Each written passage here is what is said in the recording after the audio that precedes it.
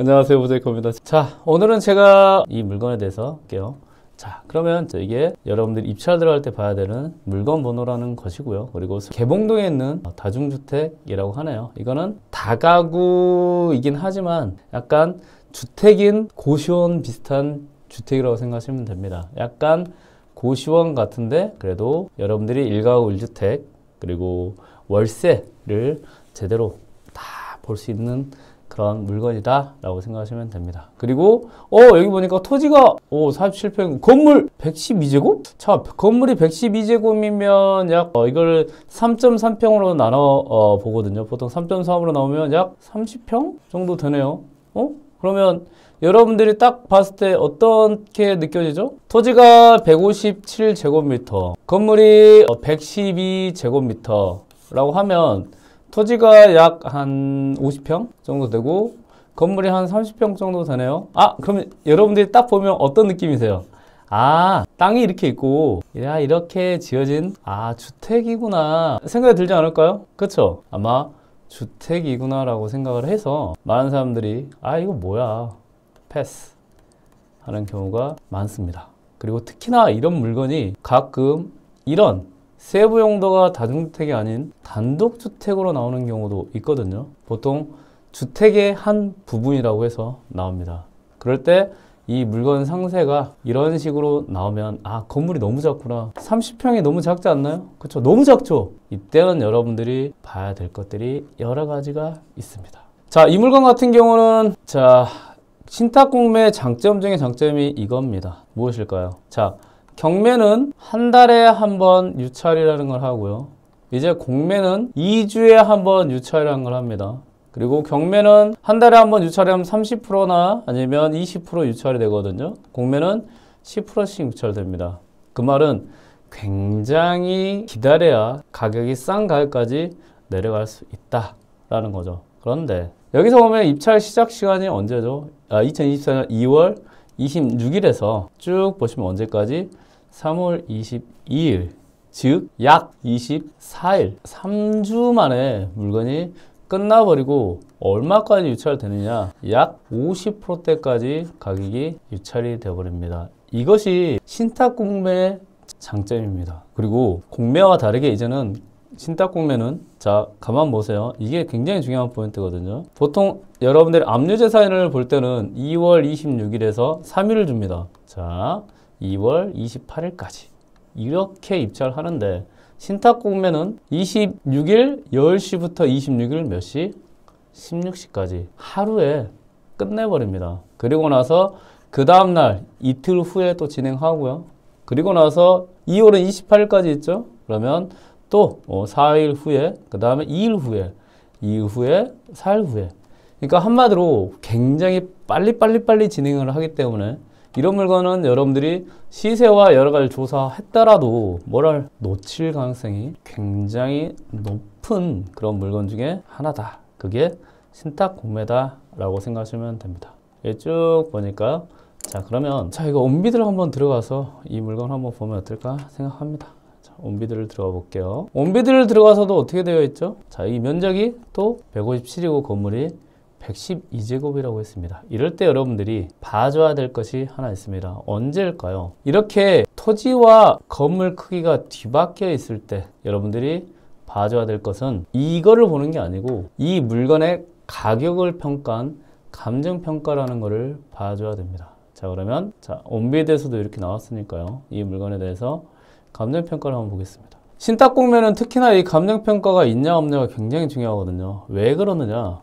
이 감정평가는 대출의 기준이 됩니다. 여러분들이 대출을 잘 받을 수 있는지 없는지에 대한 기준이 되거든요. 그래서 이 감정평가서가 있으면 감정가의 70% 그리고 낙찰가의 90%까지도 최대 대출이 가능합니다. 그런데 만약에 감정평가서가 없으면 그냥 낙찰가의 70%도 최대입니다. 최대 대출이 된다 생각하시면 돼요. 그래서 여러분들이 신탁공매를 볼 때는 항상 뭘 봐야 된다? 감정평가서가 있는지 없는지를 봐야 된다. 굉장히 중요합니다. 그러면 이 감정평가서를 한번 볼게요. 어렵지 않습니다. 어렵지 않아요. 뭘 보냐? 그냥 이 물건의 크기를 보면 돼요. 자, 항상 여러분들이 감정평가서라는 거 볼 때 다른 걸 볼 필요 없어. 이 글씨 이런 거 볼 필요 없고 그냥 이 네모 박스에 들어있는 것들만 잘 보면 돼요. 쭉 내려가다 보면 이 네모 박스 있죠. 쭉 내려다 보면 가격 결정이라는 게 여러 가지가 있어서 네모 박스가 있고, 여러분들이 봐야 될 거는 마지막 부분에 있는 사진 정도, 그리고 혹시나 이 건물에 대한 내역이 있으면 그 정도 보시면 됩니다. 자, 그러면 쭉 한번 볼게요. 자, 여기서 보니까 이 물건은 토지가 112제곱이고 건물이 157.68이라고 되어 있습니다. 공고문 다시 한번 볼까요?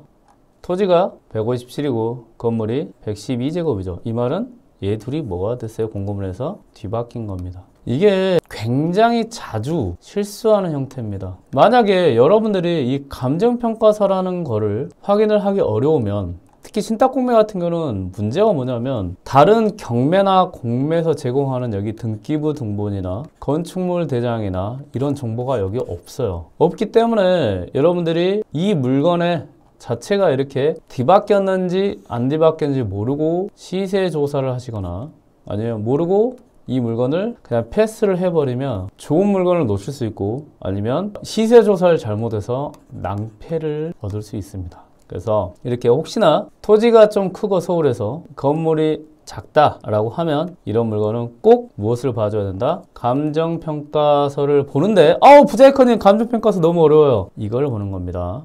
뭘 본다? 네모 박스. 네모 박스만 보시면 됩니다. 네모 박스만 보시면 돼요.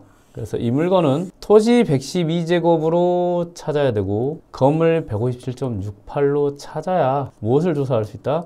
시세 조사를 할 수 있고, 저런 물건은 일반 여러분들과 같은 경쟁자들이 어떻게 할까요? 패스를 하게 됩니다. 자, 그러면 이런 물건들이 좋은 이유가 무엇이냐? 자, 경매에 100명이 입문한다고 해요. 그러면 공매에는 거의 한 10분의 1로 줄어듭니다. 10명 정도 입문합니다. 그리고 나서 신탁공매에는 여기서 한 2명 정도로 확 줍니다. 그런데 저런 공고문에 실수까지 겹치면 이 2명도 거의 0명까지 줄어들어 버립니다. 그 말은 무엇이냐? 여러분들이 저런 실수가 있는지 없는지를 캐치한다는 거는 신탁공매에서도 거의 반값에 단독으로 낙찰을 받을 수 있는 무엇이 열렸냐? 기회가 열려버린다는 것을 여러분들은 아셔야 됩니다. 그래서 이 물건은 토지가 112 그리고 건물이 157.68로 조사를 해야 된다. 자, 150.68이면 평당 얼마인지 한번 보겠습니다. 자, 그리고 여러분들한테 하나 더 알려드릴 게 있어요. 계산기를 보면 157 나누기 3.3이 되죠. 그러면 약 47.5평 정도 되네요. 자, 그러면 이 물건에 대해서 한번 이제는 어떻게 됐는지 물건을 볼 수 있도록 하겠습니다. 자, 전자지역도를 보니까요, 이렇게 되어 있고, 그리고 여러분들이 이제 좀 알아야 될 거는 이런 약간 초록색이 있으면 이게 이제 주택 재건축이라는 게 진행이 되거든요. 그러면 이런 재건축이 진행이 되면 여기에 어떻게 되느냐, 여기에 있는 곳이 다 진행할 때 미뤄집니다. 이렇게. 그러면 여기에 있는 사는 사람들이 어디로 갈 거야? 다 이쪽으로 넘어가겠죠. 그렇죠? 이 근처에 있는 빌라나 다가구로 넘어가든가, 아니면 여기에 건축하는 분들이 일을 하러 오시겠죠. 그러면 건축하다 보면 살 집이 필요하겠죠. 자, 이런 게 여러분들한테 또 기회가 될 수 있습니다. 그러면 여기에 이렇게 재건축이라는 게 진행이 되면 여기에 있는 분들이 여기에 살게 된다. 아파트는 비싸서 살기는 쉽지 않습니다. 그러면 이거는 좀 빼고요. 그러면 여기에 있는 다가구나 아니면 여기에 있는 건물로 여기에 건축이 진행된다고 하면 많은 사람들이 수요가 순식간에 늘어납니다. 굉장히 늘어나요. 여기에 있는 사람들이 이주해야 되고, 근데 멀리는 가지 않습니다. 그리고 여기에 또 건축까지 해야 되니까. 그리고 여기에는 지금 여러 가지 이유로 신축이나 재건축이 일어난 걸로 보여요. 그래서 저 물건 자체는 이제는 수요도 굉장히 늘어날 가능성이 높다라는 걸 알 수 있습니다. 자, 그러면 아까 이제는 감정평가서를 보고 토지와 건물이 잘못된 걸 봤어요. 그러면 여기서 여러분들이 하나 더 봐야 될 게 있어요. 뭘 봐야 된다? 이 물건이 언제 지어졌는지, 그리고 언제 쓸 수 있게 했는지를 알려주는 것을 사용 승인이라고 합니다. 그거는 생년 월일이라고 해요. 그래서 여러분들이 부동산을 볼 때 이렇게 생각하시면 돼요. 여러분들 사람의 생년 월 일일 있죠? 태어난 날이에요. 자, 건축물, 부동산은 생년월일을 사용 승인일이라고 합니다. 그래서 여러분들이 아까 저기에서 봐줘야 될 것은 두 가지가 있었죠. 하나는 크기, 건물과 토지에 대한 크기. 또 하나는 뭐죠? 얘가 언제 태어났는지. 됐죠? 이걸 가지고 언제 태어나는 건물인 거를 따져서 뭘 알 수 있냐? 가격이라는 걸 알 수 있습니다. 그리고 플러스 아까 주소를 가지고 여러분들은 뭘 알 수 있냐? 이제는 시세조사라는 것을 확인할 수 있습니다. 자, 이제는 시세조사를 하기 위해서 정보를 여기서 또 확인을 해보는 거예요. 자, 여기서도 제가 또 말씀드렸지만 네모 찾는 겁니다. 네모. 이런 거 다 읽지 마세요. 제가 예전에 초보 때 이거 다 분석했어요. 너무 어려웠어요, 저한테. 다 필요 없고요. 네모 박스를 찾습니다. 여기 있네, 네모 박스. 대상 부동산의 개요라고 했네요. 네모 박스 보니까 여기에 이게 있네요. 생일 있네요. 이게 뭐라고요? 얘가 태어난 해입니다. 2022년 1월 24일에 태어났다. 그리고 지상 3층이다 정도 생각하시면 돼요. 그래서 여러분들이 감정평가서라는 이 어려운 서류를 볼 때 여러분들이 필요한 정보만 쏙 빼서 이해하시면 됩니다. 그게 생년월일과 그 다음에 이 연면적이라는 게 건물의 크기예요. 건물의 크기. 그리고 대지라는 게 토지의 크기입니다. 토지의 크기. 그 다음에 뭐예요? 주소. 이 네 가지가 뭐다? 여러분들이 시세를 결정하고 여러분들이 시세 조사를 할 때 확인을 해야 되는 것이다 라는 거예요. 자, 이해되셨죠? 자, 그러면 이 물건에 대한 이제 물건의 시세 조사를 한번 해보시죠. 이 시세 조사는 네이버 부동산에서 한번 볼 수 있습니다. 자, 얘 보니까 아까 땅이 112제곱이었잖아요. 112 나누기 3.3 그러니까 33.6평 정도 됐고요. 건물이 45 이게 표준이 됩니다. 자, 그러면 토지는 약 33평, 34평, 건물은 45평 정도 되어 있는 물건이다 라는 것을 알 수 있습니다. 자, 그러면 여러분들이 이것도 알 수 있겠네요. 이 토지에 그래도 34평에서 아니면 35평만 돼도 건물을 충분히 이렇게 지을 수 있겠구나 라는 걸 여러분들이 눈으로 확인할 수 있는 거예요. 자, 그러면 네이버 부동산을 한번 들어가 보겠습니다. 네이버 부동산을 들어가니까 이 물건의 지세를 한번 볼게요. 자, 서울, 구로구, 그 다음에 개봉동입니다. 여기에서 보면 빌라, 단독, 다가구 이렇게 되어 있는데요. 이걸 다 없애주시면 돼요. 없애주시면 단독 다가구만 나옵니다. 그리고 나서 거래 방식을 이제는 내가 팔리는 금액을 찾아야 되니까 매매로 합니다. 그리고 이 물건 같은 경우는 오류 IC 근처에 있는 물건이었거든요. 자, 얘를 이렇게 클릭을 해볼 수 있습니다. 자, 여기서 보니까 이렇게 지금 비교할 수 있는 물건이 많이 없네요. 이거는 아까 2022년식이었잖아요. 생년월일 얘는 얼마다? 1992년식이단 말이에요. 거의 한 30년 더 오래된 거죠. 그리고 얘 같은 경우도 여기서 보니까 몇 년치? 1978년식이니까 한 45년 정도 됐죠. 45년 정도 됐기 때문에 얘는 거의 건물에 대한 가치는 없다 라고 하면 이걸 가지고 무엇을 하느냐? 이 건물의 가치가 없잖아요. 그러면 건물을 빼고 얘를 뭘 조사하냐 할 수 있냐? 땅값을 조사할 수 있습니다. 자, 그러면 땅값을 한번 보시죠. 땅값을 어떻게 하느냐? 이 계산기를 눌러서요. 이 앞에 있는 게 토지입니다. 162제곱이거든요. 2 나누기 3.3을 하면 약 49평입니다. 그러면 12억 5천 나누기 49평 하면 평당 얼마가 되냐? 2,551만 원이 됩니다. 이걸 가지고 아까 약 34평을 해주면 신탁공매로 진행되는 물건의 대략적인 토지에 대한 시세를 확인할 수 있다.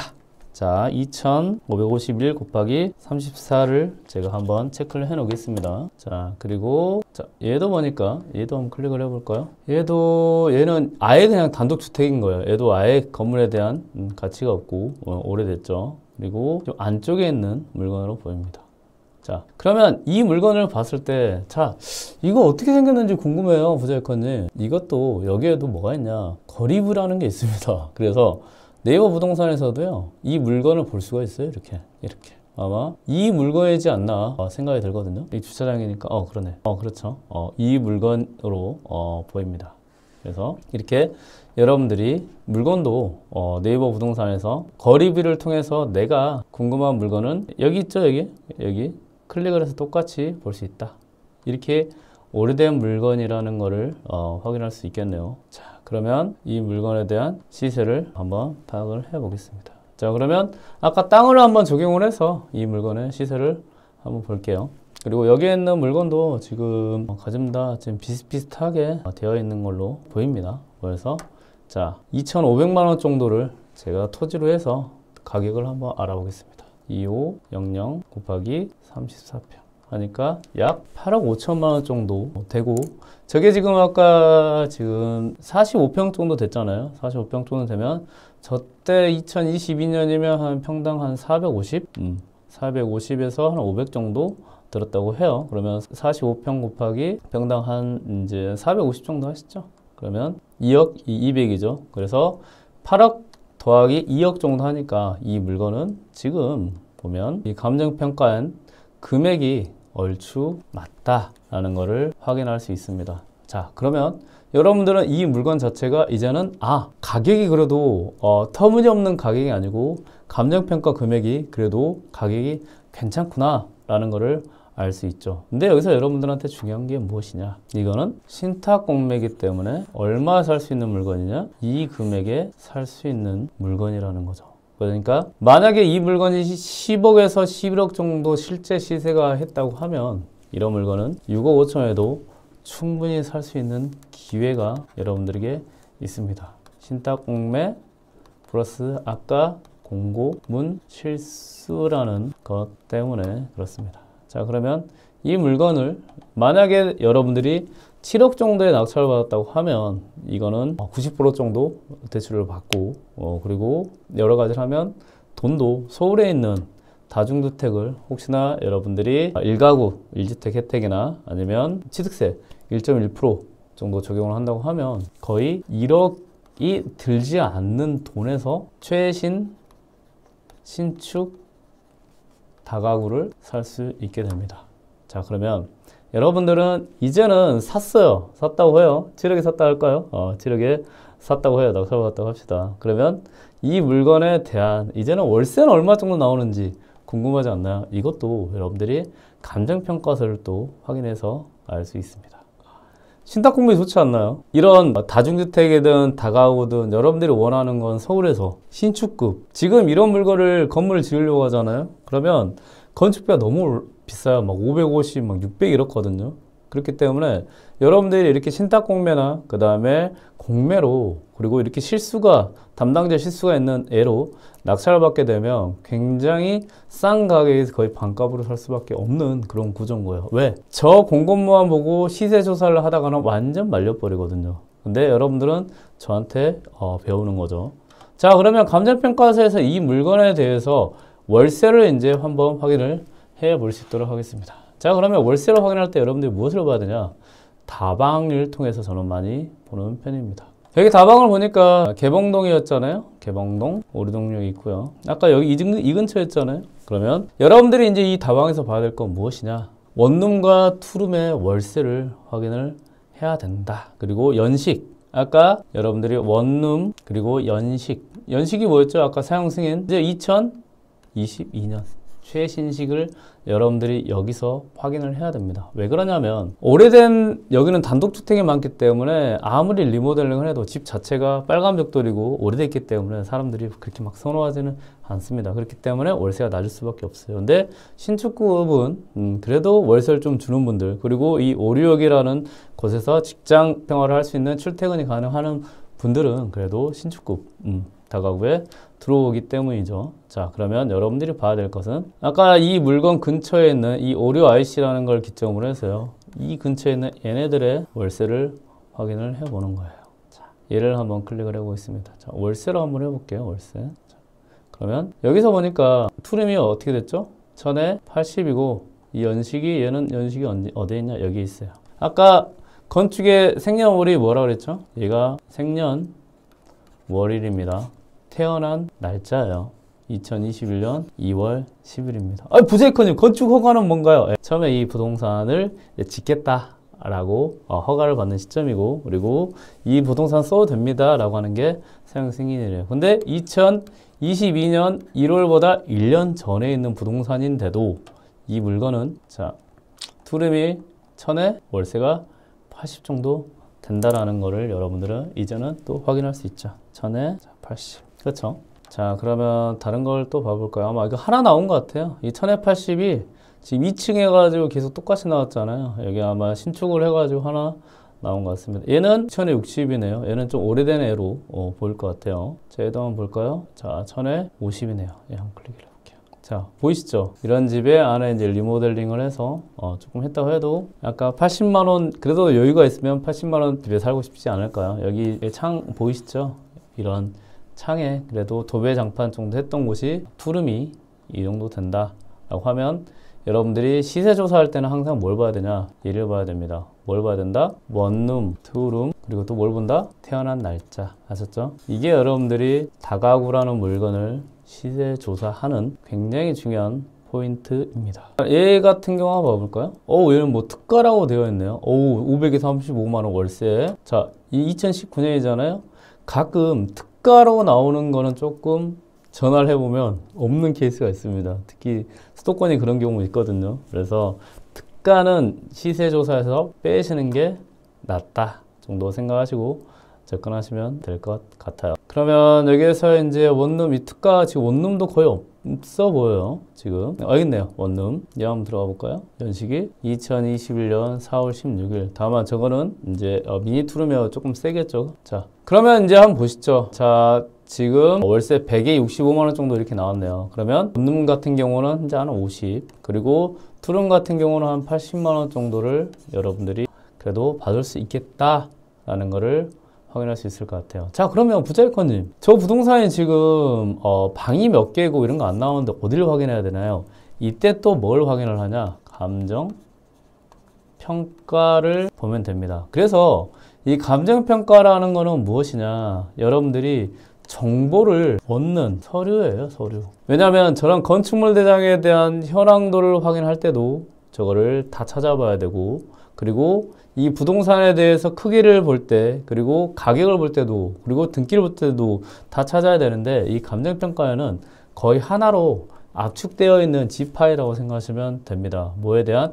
이 부동산에 대한 것입니다. 자, 그러면 볼게요. 자, 이 감정평가서는 중요하다고 했어요. 그래서 여러분들은 이 서류는 뭐다? 버리는 서류가 아닙니다. 이 서류 버리는 서류 아니에요. 이거 많은 분들이 이 서류 어려워하고 버리시는 게 아닙니다. 자, 감정평가서를 들으면 여기서 또 뭘 보냐? 제일 뒤를 보시면 됩니다.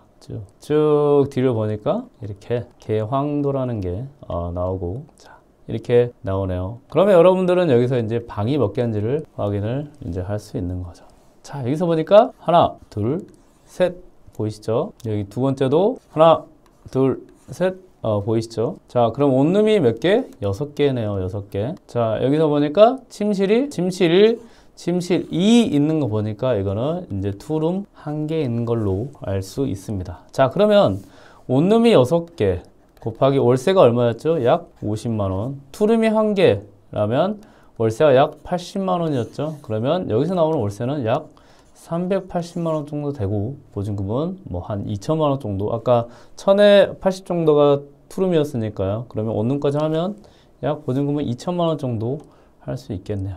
자, 그러면 이 물건 같은 경우는 여러분들이 월세 380만원 정도를 받을 수 있는 서울에 있는 다가구 건물이고, 저런 거를 거의 반값에 살 수 있다는 거죠. 그러면 자, 한번 볼까요? 여러분들이 만약에 저거를 반값에 샀어요. 신탁 보면은 거의 반값에 삽니다. 진짜 거의 반값에 사요. 특히 저렇게 오류가 떠 있을 때는 반값에 사기가 더 쉬워요. 그러면 6억 5천에 자, 10억에서 11억짜리를 사게 됩니다. 그러면 여러분들 시세 차이를 얼마를 나는 거죠? 약 4억 이상을 먼저 먹고 들어가는 거죠. 여기서 월세가 얼마가 나오느냐? 아까 380만원 나오고요. 그 다음에 보증금이 약 2천만원 정도 나온다고 합시다. 그리고 얘가 대출이 90% 정도 나오고, 그리고 이율을 한 몇 프로나 할까요? 5.5% 정도 할까요? 5.5%. 그리고 이율은 더 낮아질 것이니까요. 그러면 이걸 한번 계산을 해보는 거예요. 여러분들이 실질적으로 돈이 얼마가 들어가는지. 서울에 있는 여러분들이 그토록 원하는 서울에 있는 신축 다가구를 살 때 여러분들이 실제적으로 신탁공매를 통해서 하면 돈이 얼마가 들고, 저렇게 곰곰이 잘못됐을 때는 여러분들이 어떤 기회를 있는지를 알고 접근하고 공부하는 것이 중요합니다. 자, 한번 보시죠. 그럼 6.56에서 90% 대출 받는다고 하고요. 그리고 월세 380만원, 그 다음에 보증금 2천, 그리고 이율을 한 5.5% 해보죠. 5.5% 하면, 그리고 시세차익은 4억 정도 한번 보겠습니다. 자, 그러면 6억 5천이죠? 그럼 취득세 이런 거 다 빼자고요. 6억 5천의 취득세 여러분들이 이제 1.1% 하면 650만원, 한 700만원 정도밖에 안 해요. 또 취득세. 근데 일가구 1주택 비과세 때까지 다 적용이 되기 때문에 저런 물건은 2년을 보유하면 여러분들이 일가구 1주택 비과세 혜택 4억까지 벌 수 있는 그런 물건입니다. 자, 그러면 여러분들은 저 월세가 서울에 있기 때문에 이자 정도만 나오는 월세 정도면 되지 않을까요? 자, 6억 5천 곱하기 0.9를 합니다. 그러면 5억 8,500만 원을 여러분들이 대출을 받았어요. 곱하기 0.05 5로 하죠. 5로 하면 이제 5.5%입니다. 5.5%. 3,217. 오, 부재크니 뭐예요? 아니요. 여기 또 나누기 11을 해야 매월 월세가 나옵니다. 그러면 약 268만 원이니까 여러분들에게는 이자를 빼고도 약 매월 120만 원의 월세가 발생을 하고요. 그리고 자, 6억 5천 곱하기 0.9 하면 10%니까 6,500만 원이네요. 6,500만 원에 더하기 뭐 취득세 어쩌고저쩌고 하면 한 1,000만 원 정도 하죠. 그러면 7,500만 원이 되겠네요. 7,500 빼기 아까 보증금 한 2천 정도로 회수를 하면 여러분들 실질적으로 들어가는 건 얼마다? 이렇게 되는 겁니다. 신탁공매라는 거를, 이게 지금 지방이 아니에요. 서울입니다. 서울. 서울에 2022년식 그리고 다중주택이고요. 그리고 월세가 120만 원 이상 나오고, 그리고 가지고 있으면 비과세 혜택 받으면서 4억 이상의 시세차익을 얻을 수 있는 그런 물건이 되는 겁니다. 자, 정리 한번 해볼까요? 저 물건은 신탁공매였지만, 그리고 공고문이 어떻게 됐죠? 공고문이 잘못된 거죠. 그렇죠? 공고문이 잘못됐고, 그리고 저 물건은 토지가 있고, 그리고 건물의 크기가 지금 바뀌었죠. 여기에서 제가 알려드린 방식으로 조사를 안 하면 거짓다 잘못 조사하거나 아니면 포기를 합니다. 그리고 신탁구매는 어려워라고 해서 절대 접근하지 않습니다. 그러면 이거는 공고문이 잘못됐다는 거 아는 사람과 모르는 사람의 경쟁이 되는데 대부분 모르겠죠. 왜 모를까요? 경매에서 처음에 아파트로 접근하신 분들이 그래요. 아파트는 감정평가서를 볼 필요가 없거든요. 볼 필요가 없어요.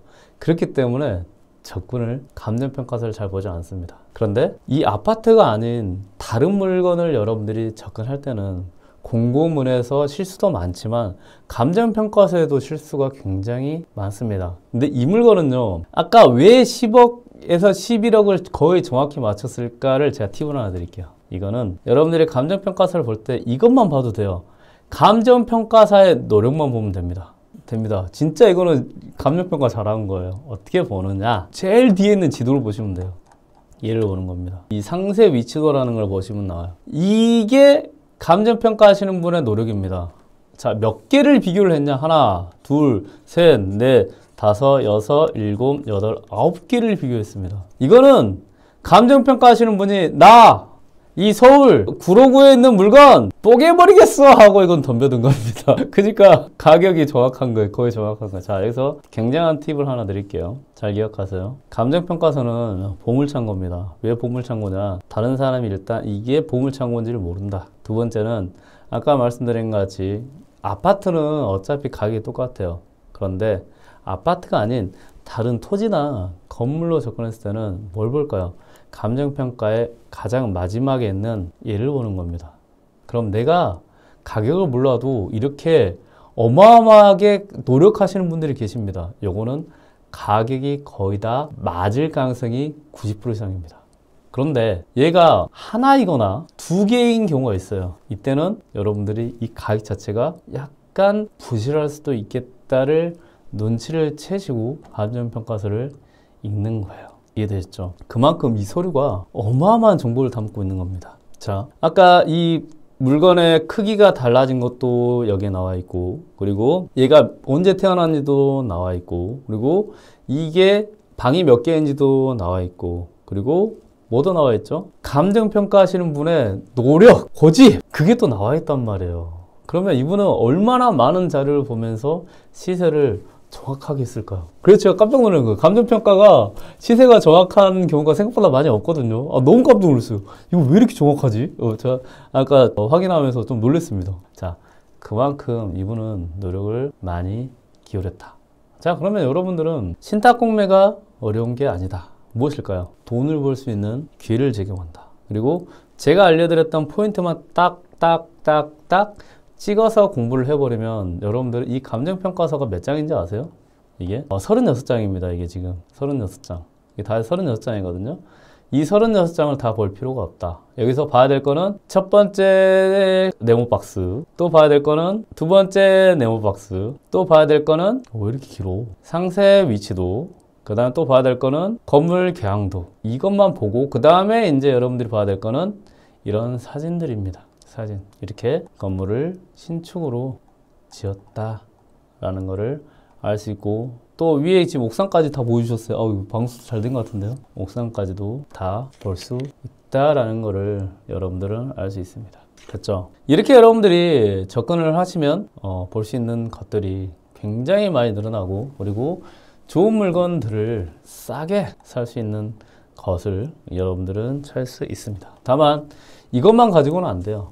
여기에 대한 이제는 이 물건이 좋았다는 걸 알면 권리 분석과 그리고 이 물건에 대한 공고문을 더 꼼꼼하게 봐야 됩니다. 자, 그러면 이 물건의 공고문을 한번 볼 수 있도록 하겠습니다. 공고문은 이제 온비드를 통해서 볼 수 있어요. 온비드를 보면 이것은 바뀌었어요. 통합 검색으로 들어가면 이렇게 됩니다. 그리고 얘를 클릭을 하면 이렇게 나오고, 이 오른쪽 상단에 해당 공고 보기를 보면 공고문을 확인할 수 있어요. 그러면 여기에 공고에 대한 부분이 나와 있죠. 그러면 이 물건에 대해서 이렇게 어떻게 되어 있는지, 그리고 이 물건이 어떻게 가격이 매겨져 있는지, 그리고 이 물건이 얼마까지 유찰되어 있는지를 다 확인할 수 있습니다. 그리고 이 물건을 입찰하려면 무엇을 봐야 되고, 그리고 이 물건에서는 무엇이 문제인지 라는 공고문이 나와 있죠. 자, 여러분들은 그러면 신탁공매를 접근했을 때 두 가지를 봐야 됩니다. 하나는 이 눈으로 한 번에 보이는 공고문을 통해서 시세와 그리고 여러 가지 일을 조사를 하신 다음에 그 다음에 봐야 될 거는, 자, 여기서는 공고문이 딱 이걸로 끝나요. 온비드를 들어가셔가지고 여기에 있는 공고문을 통해서 다시 읽어보고 이 공고문이 어떤 문제가 있는지, 그리고 여기에서는 어떻게 이 물건을 살려고 하는지를 확인할 수 있습니다. 자, 한마디로 이 물건은 아까 가격표를 보였다고 하면 이거는 이제는 어떻게 구매를 해야 되는지, 이 어떻게 보면 가게에서 파는 조건이라고 생각하시면 됩니다. 여기서 보면 쭉 있으면 여기에 이제 여러 가지 부분들을 여러분들이 이제는 공부를 더 하고, 그 다음에 더 확인을 하고, 그리고 여기에서 뭐 임대차 보증금에 대한 부분, 압류에 대한 부분, 그리고 여기에서 무엇이 문제인가에 대한 부분들을 여러분들이 하나씩 공부를 통해서 알아가는 것, 그게 신탁공매를 접근하는 방법입니다. 그리고 신탁공매 공고문도 재밌는 부분은 뭐냐면 신탁회사 자체가 10개에서 12개 이상 된단 말이에요. 그래서 이 신탁공매 공고문 자체도 다 다르다라는 것을 이해하시면 될 것 같아요. 그래서 여러분들이 이제는 좋은 물건이다 라고 생각을 하시면 여기에 임차인이 혹시나 살고 있는지, 아니면 어떤 사람이 살고 있는지 확인한 다음에 등기부등본을 통해서 이 물건의 신탁공매, 이제는 권리 분석이라는 것을 해서 이런 물건을 안전하게 투자하시면 됩니다. 그래서 이 권리 분석은 거의 여러분들이 조사하는 거에 10% 정도밖에 되지 않는다 라고 생각하시고 접근하시면 될 것 같아요. 신축에는 다가오고, 그리고 권리 분석보다는 신탁공매를 접근할 때 이 감정평가서라는 서류가 여러분들한테 얼마나 많은 정보를 주고, 그리고 이게 왜 보물창고인지에 대해서 제가 알려드렸어요. 그리고 중요한 건 뭐냐, 이 보물창고를 다른 사람들은 그냥 창고라고 생각한다는 것이 여러분들께 훨씬 더 큰 메리트가 있는 겁니다. 여러분들이 명도를 할 때도 제가 상황에 대해서 또 설명해 줬는데 이 다방에 대한 정보만 가지고도 명도를 쉽게 할 수 있습니다. 어떻게 하느냐? 자, 이런 물건을 봤을 때 재계약이 가능한 곳인지 아닌지를 바로 알 수 있는 것이 이 다방에서 보여줍니다. 이곳에 있는 월세를 나온 매물의 생년월일을 확인하면 됩니다. 자, 그러면 자, 오래됐죠? 딱 봐도 몇 년식일까요? 94년식. 얘도 자, 월세 200에 35인데 몇 년식? 이것도 겉에 보면 이렇습니다. 오래됐죠? 자, 이렇게 주변에 월세로 나온 물건의 매물을 보시고요. 그 다음에 이 주변에 있는 애들이 얼마나 오래됐는지를 보면 여러분들이 생각하면 됩니다. 여기에 만약에 살고 있는 사람이 옮길 것인지 옮기지 않을 것인지는 주변에 있는 매물을 확인하면 돼요. 매물에 뭘 확인한다? 연식. 그리고 여기가 연식이 좋고 연식 좋은 애들이 거의 없다라고 하면 이런 물건은 뭘 가능하냐? 재계약이 가능한 물건이 돼버립니다. 한마디로 저런 물건은 어떻게 되냐? 만약에 저기에 이제는 뭐 전입세 열람이든 등기부 등본이든 확인을 한다고 하면 저런 물건을 봤을 때 주변에 월세가 나온 물건의 생년월일 잘만 확인하면 나는 이 명도의 방향을 잡아버립니다. 그러니까 이걸 못 잡으면 이제 싸우시는 거예요. 임차인의 입장을 조금만 이해하시면 돼요. 임차인의 입장을. 자, 신축이잖아요. 1년 된 신축이단 말이에요. 여기에서 살고 계셨던 분이 다른 오래된 30년, 40년 된 곳으로 갈까요? 안 갈까요? 그것만 생각하면 됩니다. 그리고 오래된 곳에 계신 분이 이 신축급에 오려고 할까요? 안 할까요? 이런 거를 여러분들이 조금만 이해하시면 명도 방향이 쉬워집니다. 그리고 나서 임차인한테 가서 거기 살고 있는 분한테 가서 자, 이거 명도할 건데 나가세요 라고 했을 때 그분들이 예 알겠습니다 소유권 이전하고 하시고 예 저 나갈 거예요 라고 해도 결론은 뭘까요? 안 나갈 가능성이 높다. 그러면 이런 물건을 수도권에서 봤을 때는 여러분이 낙찰을 받고 소유권 이전하자마자 바로 계약을 해서 세팅을 한 다음에 바로 월세를 받고 그 다음에 이거는 2년 정도 보유한 다음에 이거를 팔 수 있는 그런 물건을 찾을 수 있는 제가 팁을 드리는 겁니다. 그리고 이 물건뿐만 아니고 특히 신축급 물건을 여러분들이 봤을 때는 아까 사용 승인에 대해서 확인하셨죠? 이런 여러 가지 경험에서 나오는 부분들이 이런 걸 노하우로 여러분들이 기억하고 계시면 아 이건 신축이기 때문에 임차인들이 여기서 나가지 않을 것이다. 아 이거 나갈 것 같다를 기본적으로 알고 이 물건에 가서 임차인을 만나는 거와 모르고 임차인을 만나는 거는 완전 명도 방향이 달라진다라는 것 기억하시기 바랍니다. 자, 다만 이 물건을 여러분들이 권리 분석을 잘해서 입찰을 들어가더라도 하나 더 봐야 될 것이 있습니다. 특히 서울에서는 여러분들이 꼭 봐야 될 게 이거예요. 신탁 공매는 계약이라는 걸 합니다. 계약서를 작성을 하거든요. 자, 여기서 보시면 이 온비드를 들어가 보면 여기에 공고문에 이렇게 되어 있습니다. 자, 낙찰을 받고 여기에 무엇을 하느냐? 계약, 체결 및 대금 납부라고 해서 계약서를 작성을 해야 돼요. 한마디로 신탁 구매는 여러분들 일반적으로 중개소에서 부동산을 사는 일반 매매입니다. 자, 일반 매매일 때 중요한 게 무엇이냐? 토지, 거래, 허가에 대한 부분을 꼭 확인하셔야 됩니다. 어디에서는? 서울에서는요. 그리고 이 토지 거래 허가는 자, 여러분들이 제가 팁을 하나 드리겠습니다. 만약에 토지를 거래하는 거를 허가 받으세요 라고 구역으로 이렇게 지정을 해버리면 자 다시 한번요. 자 어떤 구역이라는 건 지역이에요. 자 이 지역이 있습니다. 자 이거를 지역이나 구역이라고 할게 그냥 똑같은 말입니다. 여기를 자 여기 땅요 살려고 할 때 이 부동산 살려고 할 때 뭘 해야 되냐? 자 이 땅 모든 부동산 땅을 끼고 있습니다. 이 토지를요 토지 거래할 때 뭘 해야 되냐? 허가를 받으세요. 그리고 나서 어디에 허가 받는데요? 지자체에 허가를 받아야 됩니다. 자, 토지거래 허가는 이거는 진짜 여러분들한테 팁을 하나 더 드립니다. 구역이라는 거는 자, 여기에 대해서 허가를 받아야 되는 거죠. 왜 이거를 허가를 받아야 될까를 여러분들은 항상 부동산을 접근할 때도 이 왜라는 걸 달고 살아야 됩니다. 왜 이걸 받아야 되나? 왜 받아야 되는 데를 여러분들은 생각하지 않죠. 근데 생각을 해야 다른 경쟁자들보다 우위에 설 수 있어요. 왜일까? 이런 경우가 많습니다. 어떤 경우냐? 첫 번째, 이 허가를 받는다는 건 뭐죠? 규제를 한다는 거죠. 어떤 걸 규제를 한다는 거죠? 사고 파는 것을 허가를 받아야 됩니다. 어디에? 시에. 자, 이거 살 거예요? 안 돼, 안 돼. 안 살 거예요? 돼요. 이런 규제를 한다는 거는 뭐죠? 어떤 이유가 있겠죠. 자, 이 규제를 한다는 것은 이런 경우가 있습니다. 첫 번째 해당하는 게 뭐냐면 가장 많은 곳이 재개발이나 아니면 어떤 개발이 일어나는 곳에 이렇게 해요. 자, 이런 구역이 있습니다. 여기에 이제 그 어떤 땅과 토지가 있는 데가 있어요. 땅을 사요, 땅. 빌라 말고 땅. 땅을 이제 내가 이걸 사고 싶어. 사고 싶은데 여기는 지금 이걸 싹 없애고 재개발로 해서 땅을 다지고 막 해야 돼요. 그러니까 한마디로 공적으로 도로도 놓고 막 이런 개발을 해야 된단 말이에요. 근데 어떤 김아무개 씨가 이걸 사버렸어요. 사가지고 집을 지어버렸네. 집을 지어줬으면 여기가 다 40년 된 집밖에 없었는데 얘가 집을 지었어요. 얘가 신축 집이 됐어요. 그럼 이 집은 얼마짜리? 5억짜리라고 해요. 근데 이 40년 된 같은 땅 크기의 집들은 얼마예요? 한 1억이라고 해요.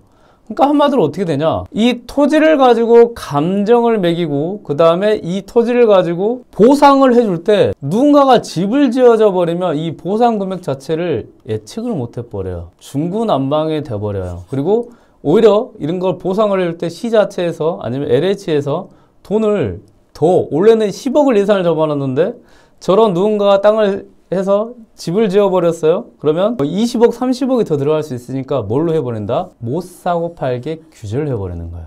그래서 자, 여기 살 때 사고 팔면 안 돼요 라고 규제합니다. 두 번째, 자 여기 땅 이거 개발돼요 하면 어떻게 될까요? 이 땅값이 어떻게 되죠? 들썩하죠. 자, 이거 원래 10만 원짜리 땅이었어요. 10만 원짜리 땅을 이 시에서 이제 보상을 해주고 개발하면 10만 원만 주면 된단 말이에요. 근데 갑자기 이 땅이 뭐 개통되고 뭐 한다 하니까 사람들이 막 사요. 뭐 20만 원. 왜? 수요와 공급이잖아. 30만 원 막 샀어요. 지나고 나니까 30만 원이네? 30만 원이 돼버렸어요. 뭐야, 지금 나는 예산을 10만 원 잡아놨는데 30만 원 하면 어떻게 돼요? 그렇게 또 시세를 준하든 뭐라든 관련 법에 의해서 30만 원을 보상을 해야 되겠죠. 한마디로 뭐예요? 이 토지를 사고 팔 때 허락을 받지 않으면 이 담당하는 시 입장에서는요, 여러 가지 가격이나 그리고 보상이나 여러 가지 부분이 예산을 초과해 버릴 가능성이 굉장히 높습니다. 왜 그렇죠?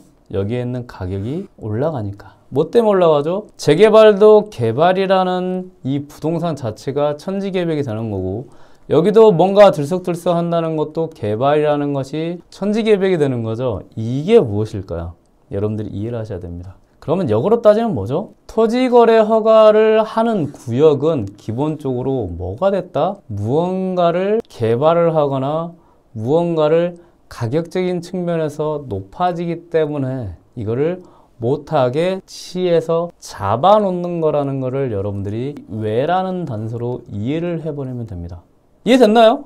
이거 이해하셔야 되는데. 이해되셨어요? 이게 굉장히 중요한 포인트예요. 토지거래 허가 구역에 숨어있는 의미를 여러분들이 이해하시면 됩니다. 그러면 이런 신탁공매 같은 경우는 일반 매매이기 때문에 뭘 해야 된다?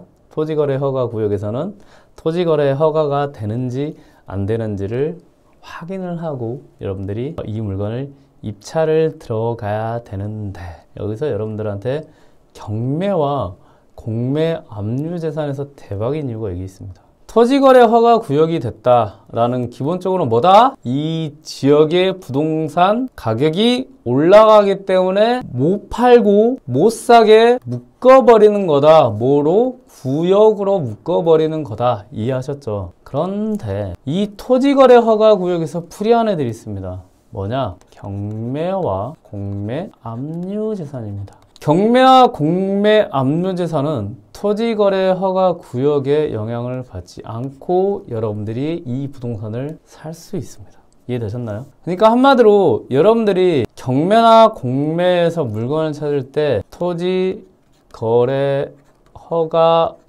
구역이라는 단어가 있으면 이거 문제되는 거 아니야? 아이 뭐 안 돼가 아니고 뭐예요? 가격이 오르는 지역이라는 거를 캐치를 해야 됩니다. 이해됐나요? 여러분들이 모르는 지역에 투자할 때도 몰라도 뭐예요? 경매와 공매로 이 단서 하나만 가지고도 뭘 할 수 있다? 투자라는 거를 할 수 있고 물건이라는 거를 탈 수 있습니다. 다만 토지거래 허가구역으로 묶었다는 거는 개발이 될 것이고 18개 묶어놨다고 했잖아요. 그러면 여기가 언제까지 얘가 구역으로 묶여 있는지 지자체에 물어보거나 아니면 그 밑에 토지이용 계획 확인원에 보면 나와 있습니다. 언제까지라고. 그럼 그 이후에는 여러분들이 자유롭게 팔 수 있다는 거죠. 그러니까 경매, 공매로 여러분들이 가장 어려워하는 게 뭘까? 좋은 물건, 가격이 올라가는 지역, 아마 이거를 가장 어려워하실 거예요. 그런데 이 토지거래 허가 구역만 가지고도 여러분들은 좋은 물건을 찾을 수 있는 팁을 얻을 수 있다라는 거죠. 지금까지 부자이커였습니다. 감사합니다.